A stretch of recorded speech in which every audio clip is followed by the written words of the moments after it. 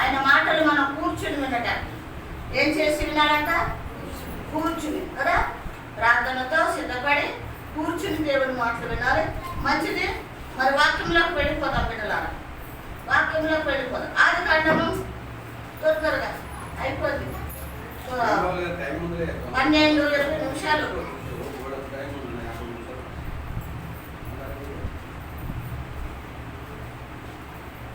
ఆది కాండము 13వ అధ్యాయము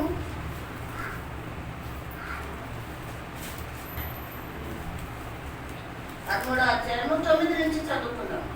9వ వచనం నుంచి. యెహోవా బలిపీఠమును కట్టి యెహోవా నామమున ప్రార్థన చేశాడు.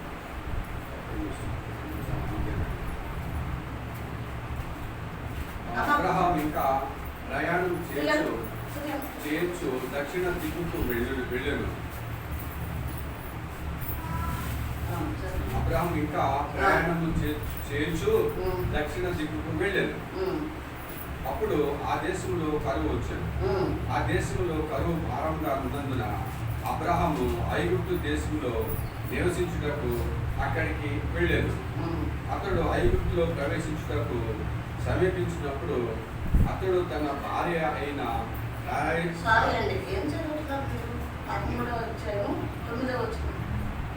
సరే మరి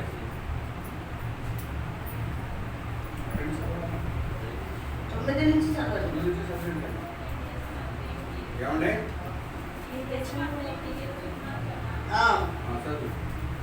పదోది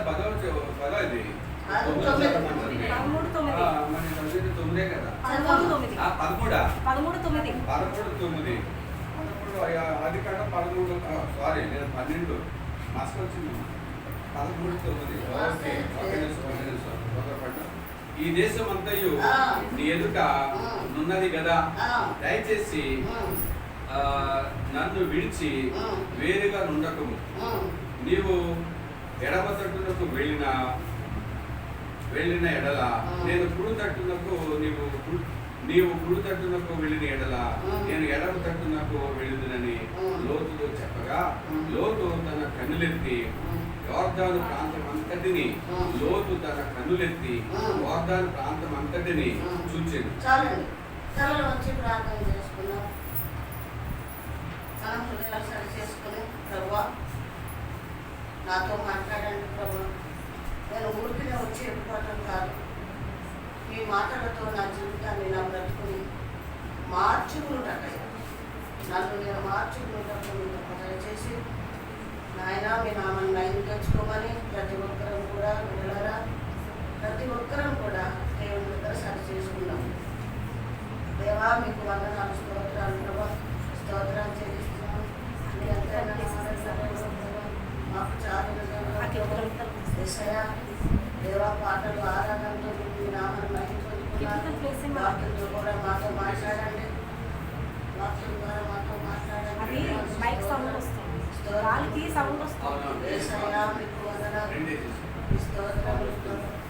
నాయన క్లియర్గా మాట్లాడండి, నాయన ధారాళంగా మాట్లాడండి, నా నోటికి మీరు తోడుండండి.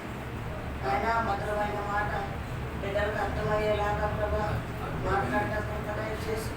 నైనా మాట్లాడేది నేను కాదు, మీరు మాట్లాడుతున్నారు మాతోటి, నాతోటి.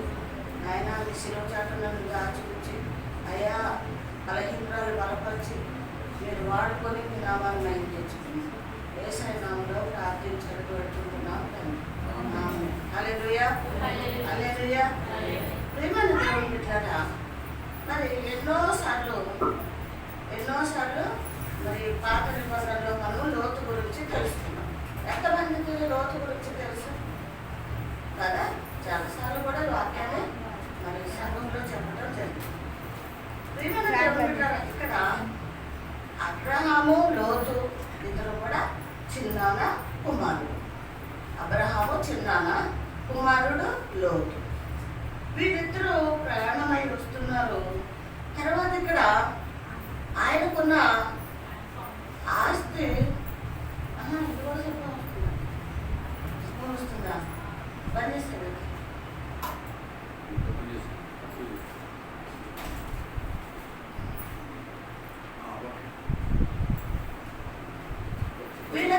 ఆస్తి ఉంది.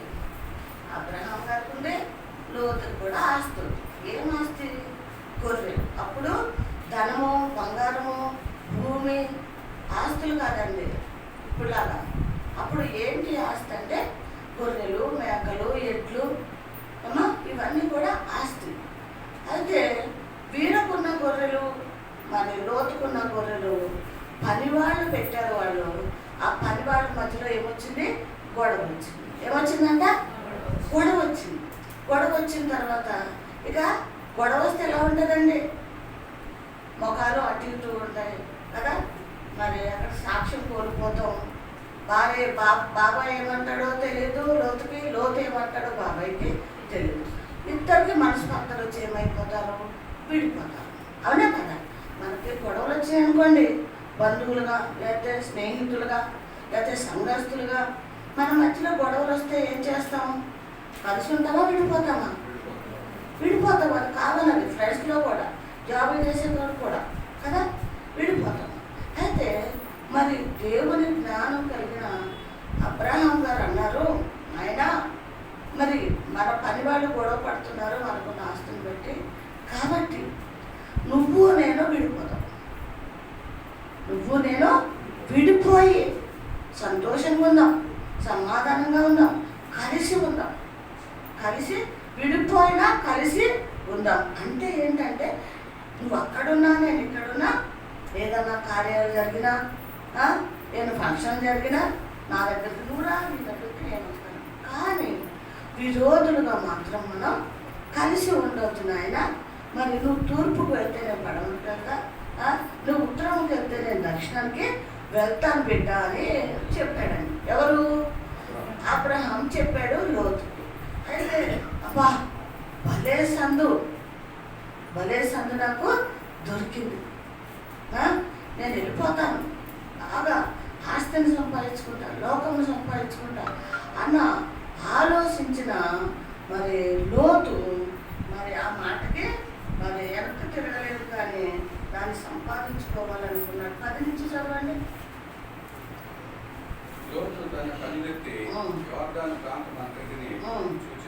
ఏం చేశాడంటే కనులెత్తి యోర్దాను ప్రాంతం అంతా కూడా చూసినప్పుడు ఆయనకి ఎలా కనిపించిందంటే యెహోవా సొదొమ గొమొర్ర అను పట్టణములను నాశనం చేయుటకు సోయరుకు వచ్చే వరకు అంతయు యెహోవా తోటవలెను ఐగుప్త దేశము వలెను నీళ్లు పారు దేశము ఉండేది. ఏమంటే ఎలా ఉన్నాయంటే ఐగుప్తులో ఏమున్నాయంటే యెహోవా తోట వలె ఉన్నాయి, ఐగుప్త దేశం వలె ఉన్నాయి, నీళ్లు పారే దేశం వలె. ఆయన కనులెత్తి చూసినప్పుడు ఈ విధంగా కనిపించింది. ఎవరు కనిపించింది? లోతు కనిపించింది. ఎవరు చూడమన్నారు? అబ్రహాం చూడమన్నాడు. లోతు చూశాడు. ఆయనకి చక్కగా తోట వలె కనిపించింది కదండి. పచ్చని నీళ్ళు పారు దేశంలో కనిపించింది కదండి. ఇలా కనిపించేటప్పటికి ఆయన ఏం చేశాడు? మరి వెళ్ళిపోవటానికి సిద్ధపడ్డాడు. ఇది ఎప్పుడు అంటే మరి సొదొమ గొమొర్ర పట్టణం పాడు చేయకముందు, అంటే నాశనం చేయకముందు మరి దేవుడు మాట్లాడిన మాటలు, అబ్రహాం గారు చెప్పిన మాటలు. ప్రియమైన దేవుని బిడ్డలారా, అతను వెళ్ళిపోవటానికి సిద్ధపడ్డాడా లేదా? చదవండి కింద ఏమంటున్నాడు? కాబట్టి లోతు తనకు యోర్దాను ప్రాంతం అంతటిని ఏర్పరచుకుని తూర్పుగా ప్రయాణం చేశాడు. ఎక్కడ వెళ్ళిపోయాడు? తూర్పుగా ప్రయాణం చేశాడు. ఏం ఏర్పరచుకున్నాడు? యోర్దానుని ఏర్పరచుకుని ఆయన తూర్పునకు ప్రయాణమై వెళ్ళిపోయాడు. ఈ రోజుల్లో కానివ్వండి, ఆ రోజుల్లో కానివ్వండి, కృతజ్ఞత అన్నది మనుషుల్లో లేదు. నాకు కానివ్వండి, మీకు కానివ్వండి, ఎవరికైనా కదా. ఎవరైనా మేలు చేసినా, ఏమైనా ఇచ్చినా, పెట్టినా మనము కృతజ్ఞత కలిగి ఉండట్లేదు. అయిపోయింది కదా, మర్చిపోయాం కదా, ఎప్పుడో చేశారు కదా, ఇట్లా స్వభావంతో ఉంటాం. కానీ కృతజ్ఞత కలిగి ఉండవు. దేవుడు చెప్పాడు, నువ్వు కృతజ్ఞత కలిగి ఉండు. మనుషుల విషయంలో, పనుల్లో, దేవుని దగ్గరకు వచ్చి ఆయనకి కృతజ్ఞత చెల్లించే విషయంలో ఇవి నువ్వు కృతజ్ఞత కలుగుండు అని చెప్పాడు. కానీ ఇక్కడ లోతును మనం చూస్తే అబ్రహాం గారు ఆయనతో పాటు తీసుకొచ్చారు, కొంత ధనం ఇచ్చాడు, దీన్ని కాచుకుని బతకమన్నాడు. కొంచెం ఆస్తి పెరిగేటప్పటికి లోతు కృతజ్ఞత లేని వాడుగా అయిపోయాడు. ఏమైపోయాడండి? కృతజ్ఞత లేదు. ఇప్పుడు వెళ్ళిపోనాయన అన్నప్పుడు ఏమనాలి? నువ్వు నిజంగా మీ బాబాయిని ప్రేమిస్తే, బాబాయ్ చేసిన మేలు నీకు గుర్తుంటే, కృతజ్ఞత కలిగి నువ్వు ఉంటే ఏమంటావు? తండ్రి నేను వెళ్ళను, నువ్వు నాకు ఎంతో మేలు చేసావు, నన్ను ఇక్కడ వరకు నన్ను నడిపించావు, నేను వెళ్ళను, కావాలంటే పనివాళ్ళు తీసేస్తాను, మన సమాధానం కలిగి నీతో నేను ప్రయాణం చేస్తానని మాట్లాడలేదు. ఎవరు? లోతు. అంటే కృతజ్ఞత ఉందా లేదా అతనికి? లేదు. ఉంటే వెళ్ళడు. కనీసం ఒక మాట అన్నా అంటాడు, బాబాయ్ నేను వెళ్ళను అన్న మాట అన్నా అంటాడు. కానీ ఆయనకి కృతజ్ఞత లేదు. ఆయన వెళ్ళిపోవాలి అని ఆలోచించిన ఆయన మరి వెళ్ళిపోయినట్టు మనం చూస్తాం. ఎక్కడికి వెళ్ళిపోయాడండి? ఎక్కడికి వెళ్ళాడు? సొదొమ కుమార పట్టణానికి వెళ్ళిపోయాడు. హల్లెలూయా, హల్లెలూయా. ప్రియమైన దేవుని బిడ్డలారా, సొదొమ కుమార పట్టణంలోకి వెళ్ళిపోయాడు. అక్కడ ఒక గుడారం వేసుకున్నాడు. ఆయన భార్య, 2 బిడ్డలు అక్కడ ఉన్నారండి, అక్కడ నివాసం చేస్తున్నారు. కానీ ప్రియమైన దేవుని బిడ్డలారా, ఆ సొదొమ కుమార పట్టణము ఏమై ఉందని మనం జ్ఞాపకం చేసుకుంటున్నాం. ఏమై ఉంది చూడండి. ఎస్తేరు గ్రంథము 16వ అధ్యాయము 49 వచ్చింది. ఎస్తేరు గ్రంథం ఏమైపోయిందంట? ఎందుకు నాశనం అయిపోయింది? 16వ అధ్యాయము 49 నుంచి చదవండి.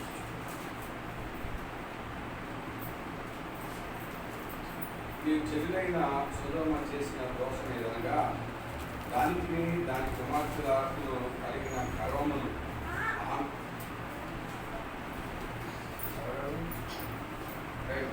మాట్లాడదురా.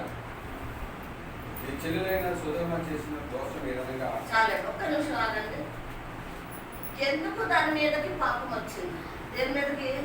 సొదొమ పట్టణానికి ఎందుకు శాపం వచ్చింది, పాపం వచ్చింది అంటే, సొదొమ అనే పేరు ఒక పట్టణం కాదండి, ఒక స్త్రీ. అక్కడ మనం చదువుకుంటే మనకి స్టార్టింగ్లో ఉంది, సొదొమ అనే నీ చెల్లెలు చేసిన దోషమునకు అని ఉంది. ఉందండి, చదవండి ఒకసారి అన్నమాట. నీ చెల్లెలైన సొదొమ చేసిన దోషం నీ చెల్లెలైన సొదొమ చేసిన దోషం ఏదనగా, చదవండి. దోషం ఏదనగా దానికి దాని కుమార్తెలకు కలిగిన గర్వము, అహంకార సమృద్ధియు, నిరాశకరమైన సుఖ శాంతియు, నన్ను తెలియే అది దీనులకు దరిద్రులకు సహాయం చేయకుండేది.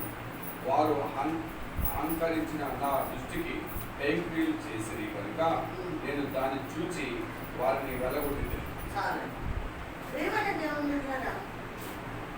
ఇక్కడ మనం అనుకుంటాం వ్యభిచారం చేస్తేనే పాపులు, లేకపోతే దొంగతనం చేస్తే పాపులు, దోచుకుంటే హత్యలు చేస్తే పాపం అంట. ఇక్కడ ప్రభు సొదొమ కుమార పట్టణాన్ని అగ్ని గంధకాలతో ఎందుకు పతనం చేశాడు అంటే, ఈ సొదొమ అనే ఒక స్త్రీకి దాని పిల్లలకి ఏముందంటండి? చెప్పండి, నోటితో వింటున్నారు కదా, మీరు వింటున్నారా లేదా నేను అడుగుతా మిమ్మల్ని. ఏముంది వాళ్ళకి? గర్వము, అహంకారము. అర్థమవుతుందండి? గర్వము, అహంకారము దేవునికి చాలా చాలా అసహ్యమైనది. ఏ క్రియలు అంటాడు ఆయన? నా ఎదుట మీరు ఏ క్రియలు చేస్తున్నారు? ఏ క్రియలు చేస్తున్నారు? చాలా భయంకరమైన పాపం అది. ఆయనకి ఇష్టం లేని పాపము ఏంటి అంటే, ఆయన దుఃఖపరిచేది, గాయపరిచేది ఏ పాపం అంటే గర్వము, ఏమంటండి అహంకారం. మనలో ఉండటము దేవునికి ఇష్టం లేదు. గర్వము అహంకారముతో వాళ్ళు అనాథులైన పిల్లలు, లేకపోతే ఆహారం లేని పిల్లలు, ఏమండి బాధపడుతున్న వాళ్ళకి ఆహారము ఉండి కూడా, అన్నీ కలిగి కూడా పేదలని, ఏమండి ఏమీ లేని బిడ్డలకి వాళ్ళు ఆహారము పెట్టట్లేదంట. ప్రభు ఏం చెప్పాడు? ఆకలి ఉన్న వాళ్ళని ఏమివ్వు, ఆహారం పెట్టు. వస్త్రహీనులు ఉన్న వాళ్ళని చూసినప్పుడు పురుషుడైతే శక్తి ఇవ్వు, స్త్రీ అయితే ఒక చేరివ్వు. అర్థమవుతుందండి? ఇవన్నీ ప్రభువు చెప్పిన ఆజ్ఞలు. వీళ్ళు అవి చెయ్యలేదండి. మొదటగా గర్వంతో ఉన్నారు, అహంకారంతో ఉన్నారు, ఆహారంతో పుష్కలంగా ఉండి కూడా ఎవరికి కూడా ఏమీ కూడా పెట్టలేదు. ప్రియమైన దేవుని బిడ్డలారా, ఇలా చేశారు కాబట్టే, ఇంకా కింద చెప్పండి,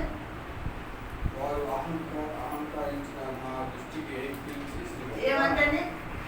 వారు అహంకరించిన నా దృష్టికి, ఏమంటండి అహంకారముతో ఉండి నా దృష్టికి ఎలా ఉన్నారు వాళ్ళు?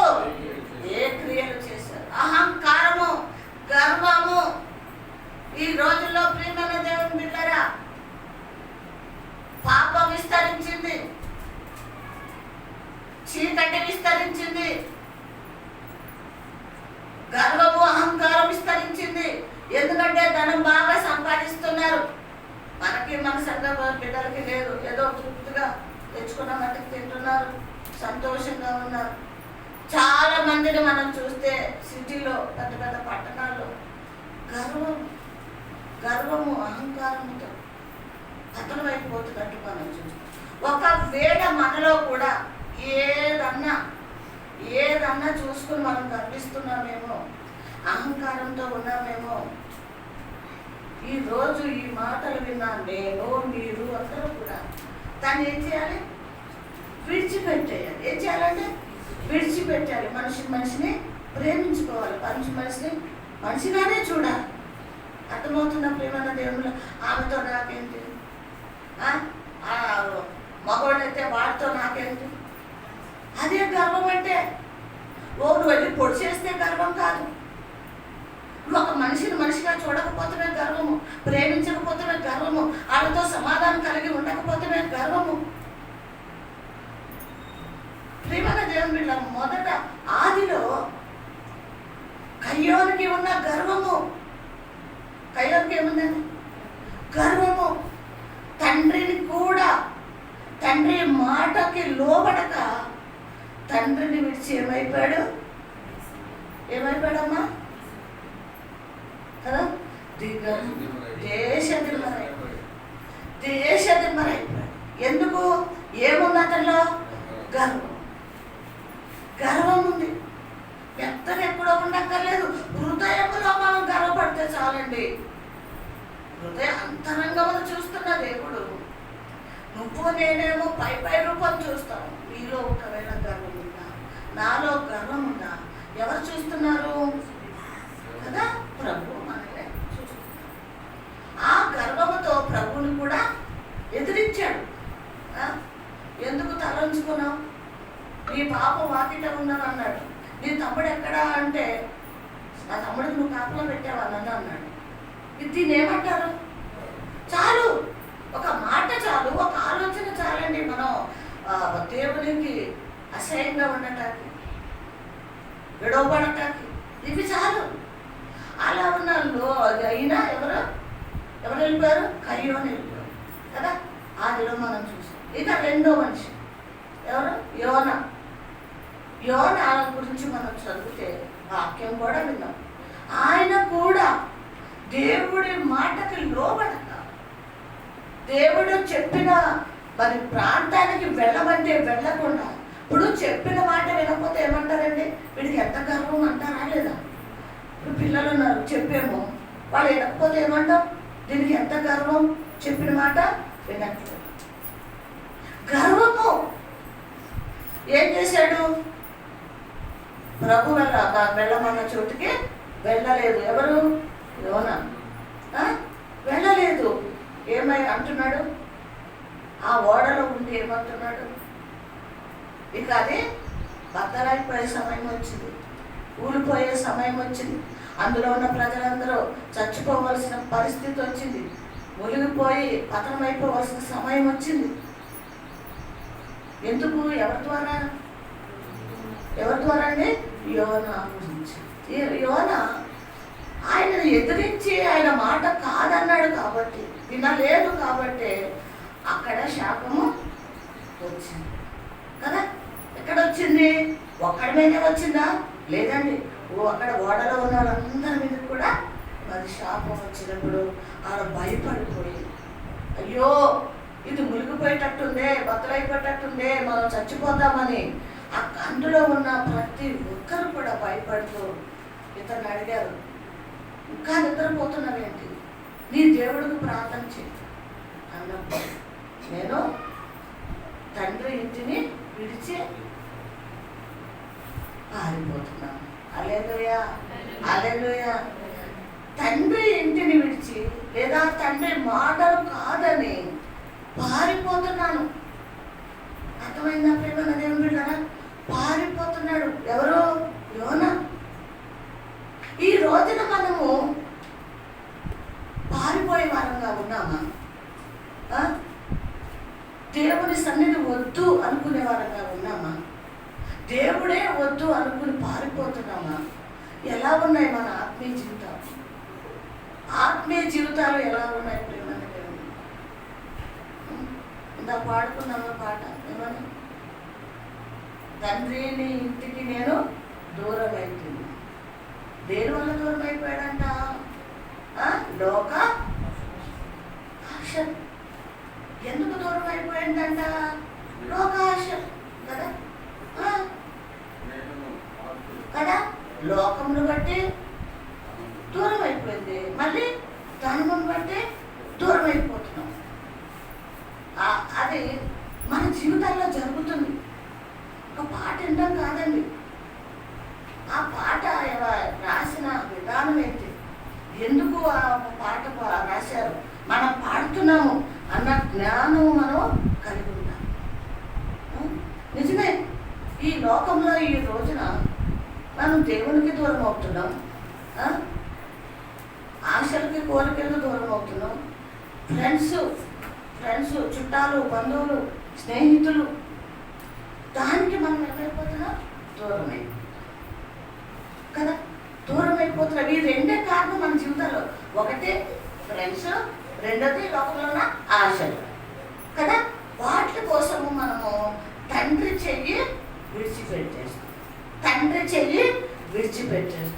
ఇక్కడ మూడో వ్యక్తిని కూడా మనం చూస్తే మరి లోతు.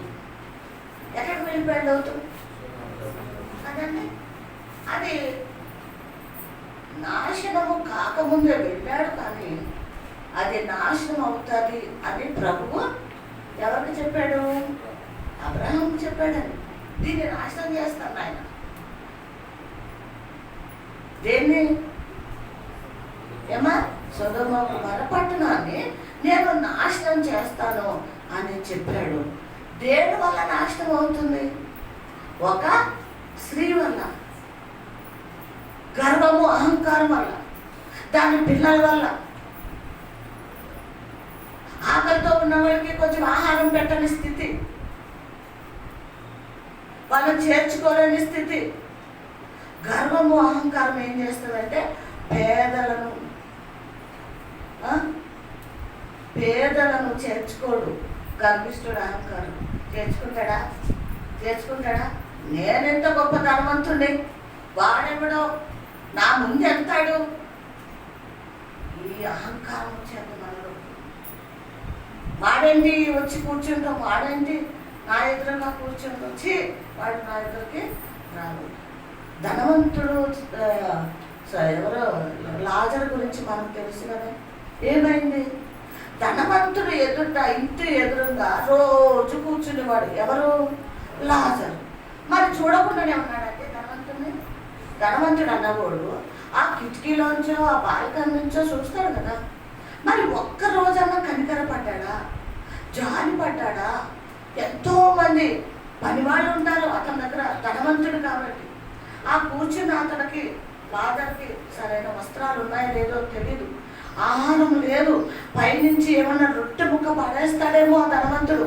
దాన్ని తిందామని చూస్తున్నా, మరి అయ్యో బాధలో ఉన్నాడు కదా, కష్టంలో ఉన్నాడు కదా, ఆకలితో ఉన్నాడు అని రొట్టె ముక్క పంపించవచ్చు కదండి. ఒక గుడ్డ ముక్క పంపించవచ్చు కదా కట్టుకోమని. పంపించాడా? ఎందుకు పంపలేదు? ఏముంది అతనికి?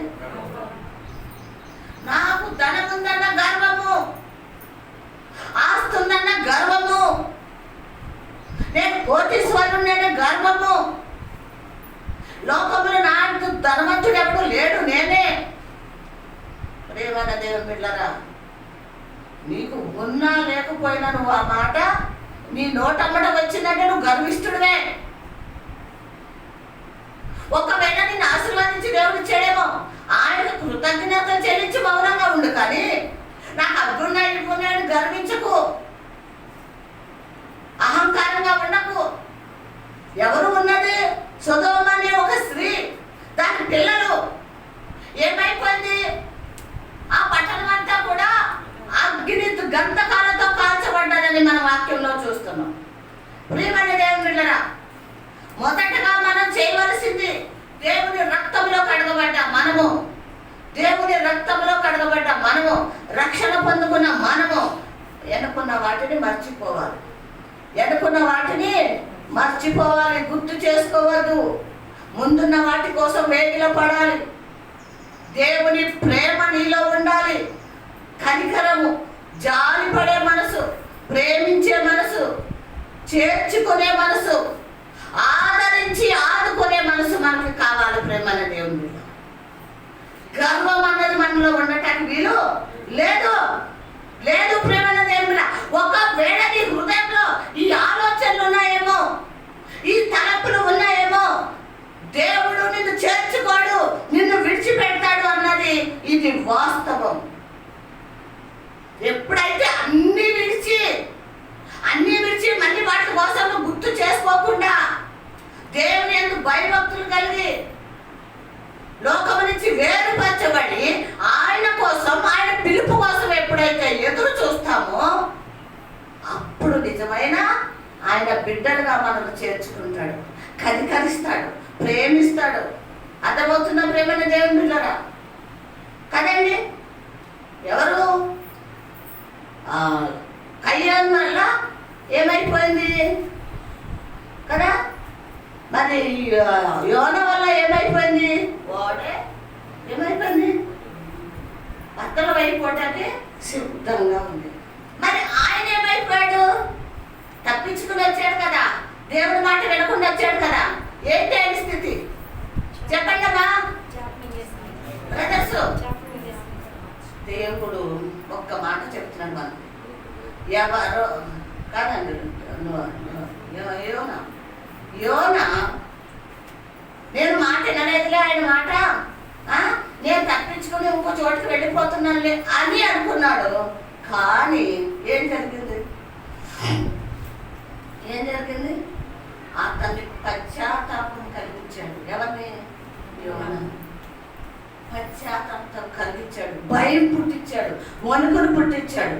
అప్పుడు ఒప్పుకున్నాడు, నాయన అయ్యా నా వల్లనే దేవుడు ఓడ బద్దలైపోతుంది కాబట్టి దానికి కారకుడును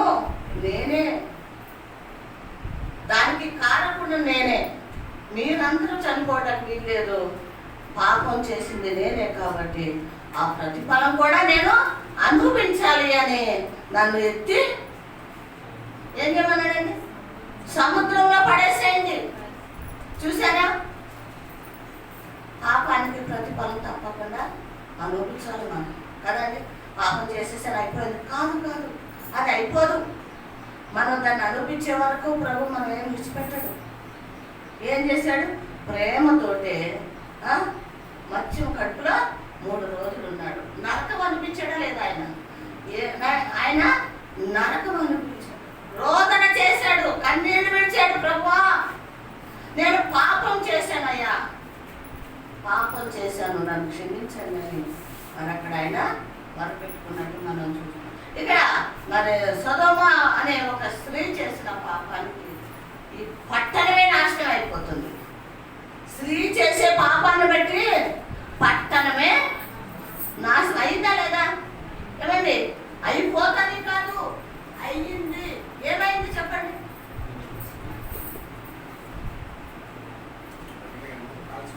వాళ్ళందరూ కూడా అగ్ని గంధకాలతో కాల్చివేశారు. ఎవరి ద్వారా చెప్పండి? ఒక స్త్రీ. ఆమెకి ఏముంది?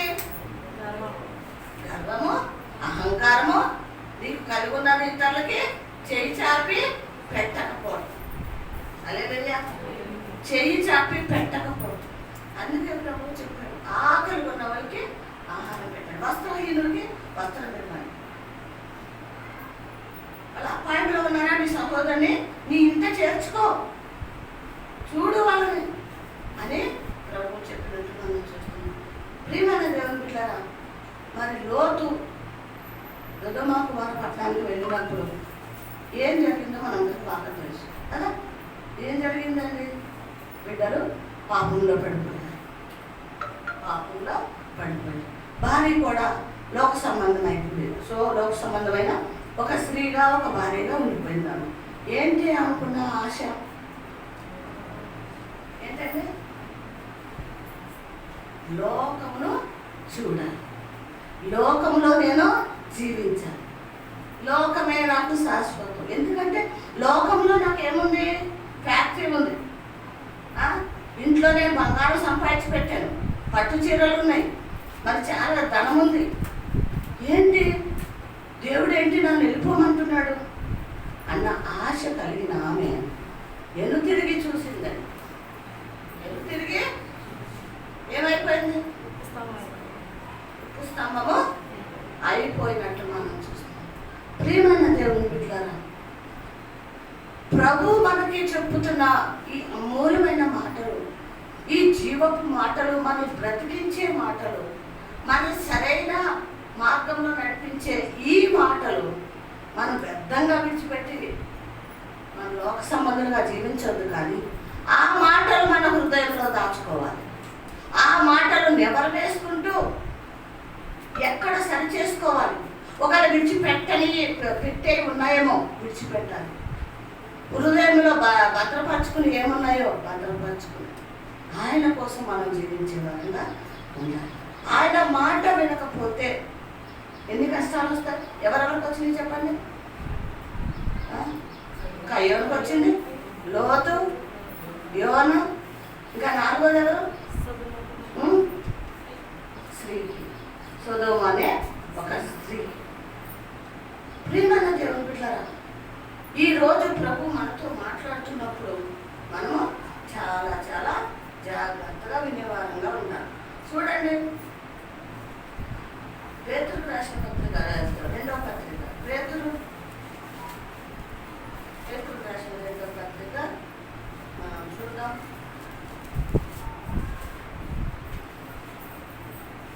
2వ అధ్యాయం 5 నుంచి చదవండి. 5వ వచనం నుంచి చదవండి. మరియు ఆయన పూర్వకాలంలో లోకమును విడిచిపెట్టక భక్తిహీనుల సమూహం మీదకి జల ప్రధానం రక్షించి పుట్టించినప్పుడు చాలండి. ప్రియమైన దేవుని బిడ్డలారా, ప్రభు మాట్లాడుతున్నాడు. ఎవరు మాట్లాడుతున్నారండి? నిజంగా మాట్లాడుతున్నారా? విశ్వాసం ఉందా మీకు? ఎవరు మాట్లాడుతున్నారని? ఎవరు మాట్లాడుతున్నారని విశ్వాసం? యేసయ్య మనతో మాట్లాడుతున్నాడు కదా.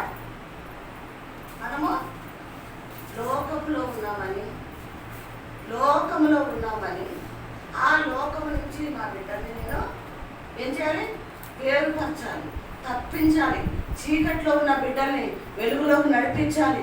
తర్వాత నా రాజ్యానికి నేను తీసుకువెళ్ళాలి. అన్నదే ప్రభు ప్రణాళిక, ప్రభు చిత్తం.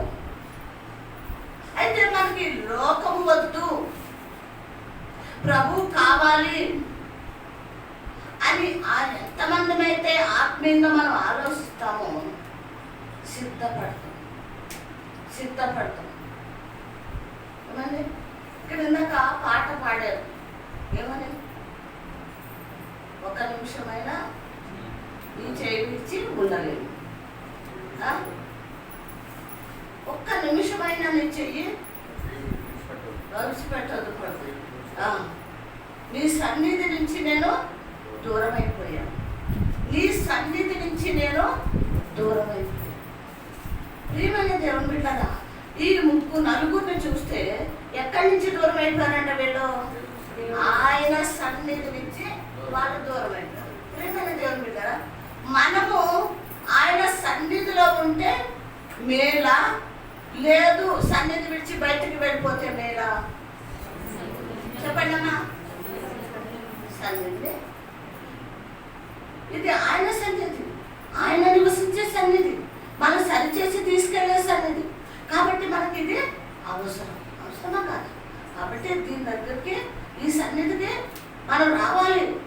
వద్దు అనుకోవద్దు, పాపంలో పడిపోతావు. నలుగురి గురించి చెప్పాను కదా, వాళ్ళు ఏమైపోయారు? దేవుని సన్నిధి విడిచిపెట్టేశారు, ఆయన చెయ్యి విడిచిపెట్టేశారు, వెళ్ళిపోయారు. కాబట్టి పాపంలో వాళ్ళు పడిపోయారు. ఇక్కడ కూడా మరి ఇక్కడ పేతురు గారు రాస్తూ మనకు తెలియజేస్తున్నారు ఏమంటే,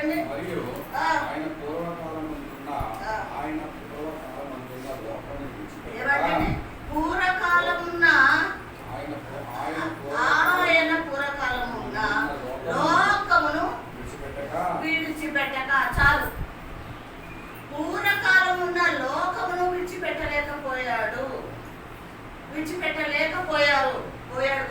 పోయారు. ఎవరు వాళ్ళు చెప్పండి?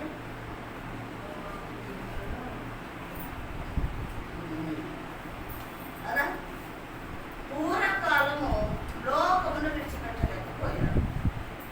ఏమని దేవుని బిడ్డలారా, మన పితరులు ఉన్నారు.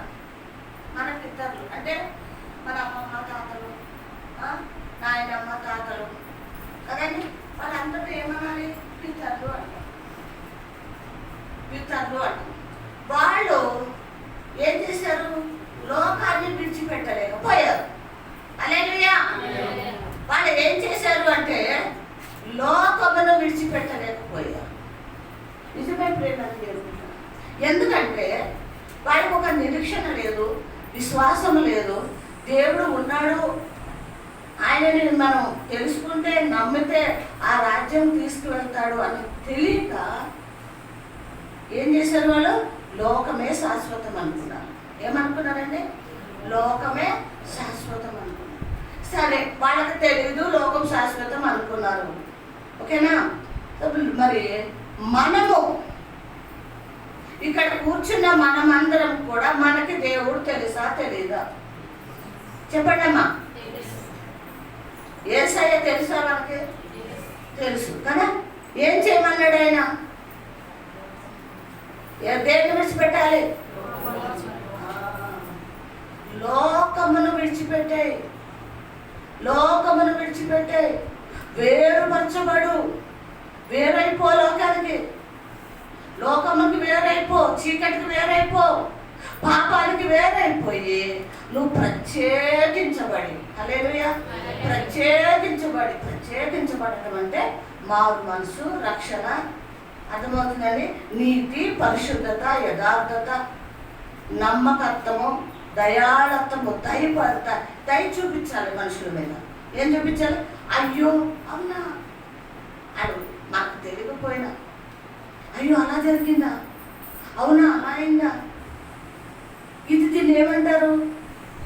దయాళత్వం, దయ చూపించే మనసు. దేవుడికి ఏముంది? దయాళత్వం, ప్రేమ, కనికరము, జాలి కదా, సహించే మనసు, ఓర్చుకునే మనసు, ప్రేమించి మనల్ని భద్రపరిచి కాచి కాపాడుతున్న మనసు ఎవరికి ఉంది? ప్రభు. ఆ మనసు కూడా మనము కలిగి ఉండాలి. అప్పుడు ఏమవుతాము? లోకము నుంచి వేరుపరచబడ్డ బిడ్డలు అవుతాం. హల్లెలూయా. లోకము నుంచి ప్రతి పాపము చీకటి నుంచి వేరుపరచబడ్డ ఆయన బిడ్డలుగా మనం మార్చబడతాం. హల్లెలూయా. ఆయన బిడ్డలుగా మనం ఉంటాం. లేదు లోక సంబంధమైనవి అన్నీ మనలో ఉన్నాయనుకోండి, మనం ఎవరి సంబంధము? లోక సంబంధమే. ఇక్కడ మనం దేవుడు ఇక్కడ పౌలు గారు రాస్తున్నారు, చెప్తున్నారు. పేతురు గారు వాళ్ళు లోకము విడిచిపెట్టక, చదవండి. ఆయన మరియు ఆయన పూర్వకాలమందున లోకము విడిచిపెట్టక భక్తిహీనుల సమూహం మీదకి జలప్రాణము కల్పించినప్పుడు. సరే, ప్రియమైన దేవుని బిడ్డరా, లోకం విడిచిపెట్టడానికి వాళ్ళకి ఇష్టం లేదన్న. లోకం విడిచిపెట్టడానికి వాళ్ళకి ఇష్టం లేదు.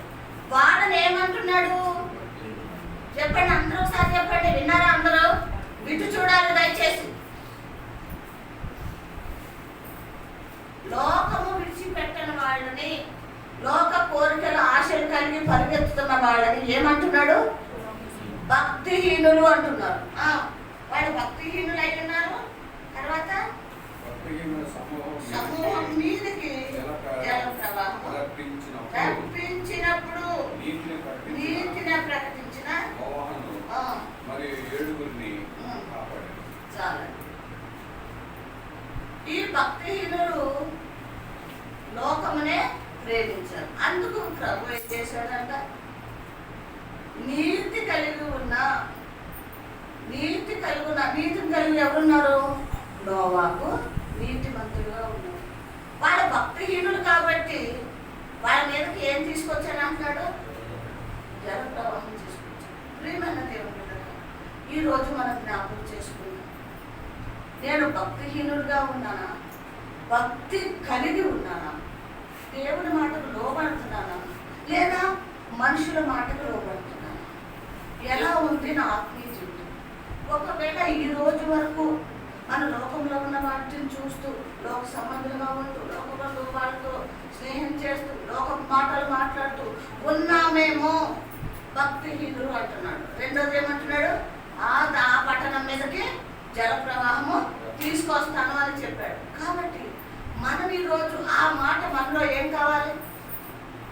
ఆ మాట ఏం కావాలి? భయం పుట్టించాలి. హల్లెలూయా. భయం పుట్టించాలి.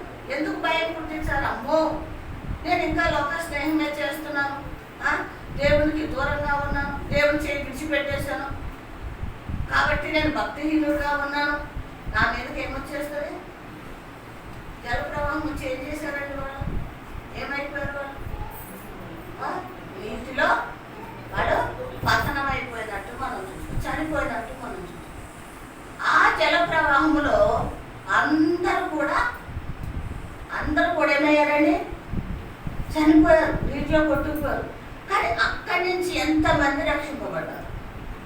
చదవండి.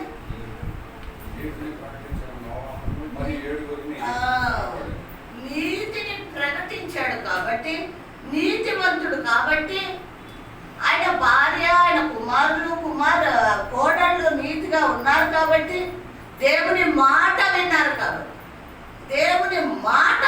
కాబట్టి ఆయన కుటుంబం 7 కూడా ఏమయ్యారు? రక్షింపబడ్డారు. ప్రియమైన దేవుని కదా, ఈ అంచె దినాలు, ఆఖరి దినాల్లో మనం ఉన్నాము. ఈ 8 మందిలాగా దేవుడి మాట విని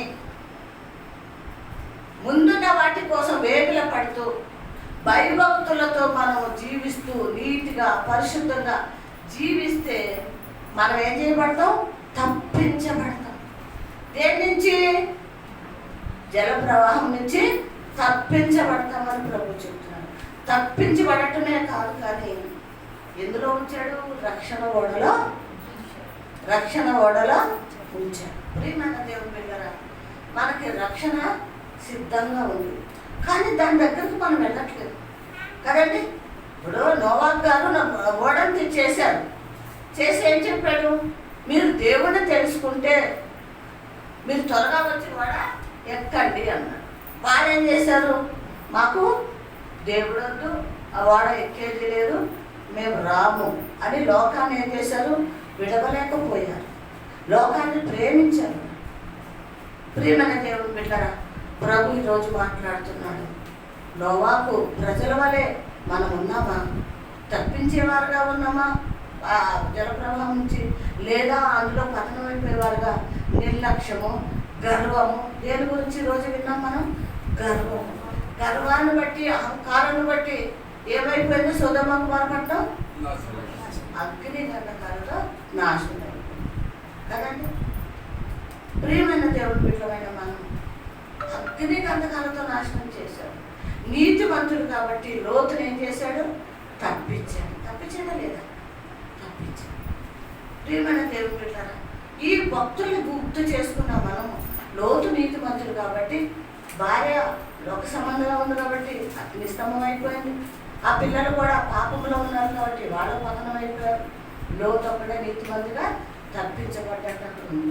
ప్రియమైన దేవుని బిడ్డమైన మనం నీతి పరిశుద్ధత అనే అనే ఏం పెట్టుకోవాలి? ఒక ఆయుధం గట్టిగా పట్టుకోవాలి. రక్షణ ఇచ్చాడు, రక్షణ గట్టిగా పట్టుకోవాలి. అప్పుడు మనం తప్పించబడతాం. కానీ అందులో పతనమైపోయాం. తప్పించే వారంగా మనం ఇంకేమన్నా చదవండి. 7 కాపాడను, మరియు ఆయన సొదొమ గొమొర్రాలను నాశనం చేసి ముందుకు భక్తిహీనులకు వారికి వాటిని దుష్టత్వంగా ఉంచుటకై వాటికి నాశనం విధించి దుర్మార్గుల వికారయుక్తమైన నడవడి చేత బహు బాధపడిన నీతిమంతులకు లోతును తప్పించు. ఎవరు తప్పించబడ్డారంటే తప్పించబడ్డారు. ఎందుకు?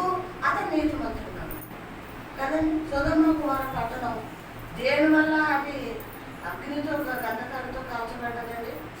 వాళ్ళు చేసిన పాపమును బట్టి, అపరాధ దోషములు బట్టి దాన్ని నాశనం చేశాడు ప్రభు అని మనం చూసుకున్నాం. కాబట్టి ప్రియమైన దేవుని కూడా వాక్యం మీద మనము ఆ మాటలు వ్యక్తంగా విడిచిపెట్టకండి. హృదయంలో దాచుకోండి, ఎవరు వేసుకోండి. ఆ ప్రకారంగా నన్ను నడిపించు ప్రభా. నేను లోకంలో పడిపోకుండా నన్ను కాపాడు ప్రభా. మీరు ఎప్పుడు వస్తారో తెలియదు. ఎప్పుడు వస్తానంటున్నాడు ఆయన? త్వరగా వస్తానన్నాడు కదా. ఆలస్యం చేస్తానన్నాడా? ఎందుకు ఆలస్యం చేస్తున్నాడు ప్రభు? ప్రభు ఎందుకు ఆలస్యం చేస్తున్నాడు చెప్పండి అయ్యా. మనం ఇంకా ఒక్క మాట చెప్పి నేను ముగిస్తాను. మనం ఎందుకు సిద్ధపడితే ఆయన రావట్లేదు? చాలా మంది అనుకుంటారు పాస్తం ఎప్పటి నుంచో చెప్తుంది ఆయన వస్తాడని. ఏడు ఎప్పుడు వచ్చాడు? 2వ పేతురు 3వ అధ్యాయం 3వ అధ్యాయం. అందరూ ఆలస్యమని ఎంచుకున్నట్లు ప్రభు తన వాగ్దానమును గురించి ఆలస్యం చేయవాడు కాదు. ఇక్కడ ఆలస్యము చేస్తాడు దేవుడు. ప్రభువే రాడు. లోకంలో మన కోరిక తీర్చుకున్నాం, ఆశలు తీర్చుకున్నాం, సంపాదించుకున్నాం. ఈ ఆలోచనతో ఒకవేళ మనం ఉన్నామేమో, ఆయన ఆలస్యం చేస్తాడేమో అని మనము ఇంకా మనం సిద్ధపడకుండా లోక సంబంధమైన ఆశలు కోరికలతో ఉన్నామేమో ఒకవేళ ప్రభు చెప్తున్నాడు. ఏమంటున్నాడు? ఆలస్యము చేయలేమో అని మీరు అనుకుంటున్నారేమో.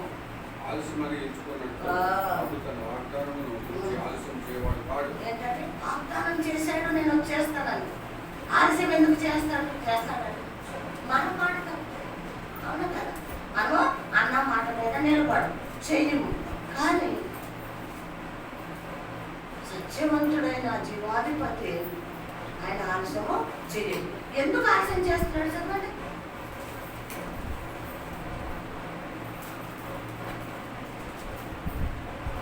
ఎవరిలో నశింపవాలని చేయగా అందరూ మారు మనసు పొందవాలని కోరుచు మీ ఎడల దీర్ఘశాంతం నిలబడని ఉన్నాడు. ఎందుకు ఆలస్యం చేస్తున్నాడు? జాగ్రత్తగా యేసయ్య ఎప్పటి నుంచో వస్తానంటున్నాడు, రాలేదు, అదంతా ఉట్టిదే, ఆయన రాడు అని మీ మనసులో ఏమైనా ఉందా మా ఆలోచన? ఏమా ఒకవేళ ఉంటే ఈరోజు ప్రభు మనతో చెప్తున్నాడు, ఆలస్యం ఎందుకు చేశాను అంటే నేను వాగ్దానాన్ని నెరవేర్చేవాడినే కానీ వాగ్దానం తప్పేవాడినే కాదు. ఎందుకు ఆలస్యం చేస్తున్నానంటే ఎవ్వడూ కూడా పాపములో నశించుకోకూడదని. హల్లెలూయా, హల్లెలూయా. దేవుని ప్రేమ ఎంత గొప్పదండి. ఎవ్వరూ చనిపోకూడదు, నరకానికి వెళ్ళకూడదని ఆలస్యము చేస్తున్నాడు.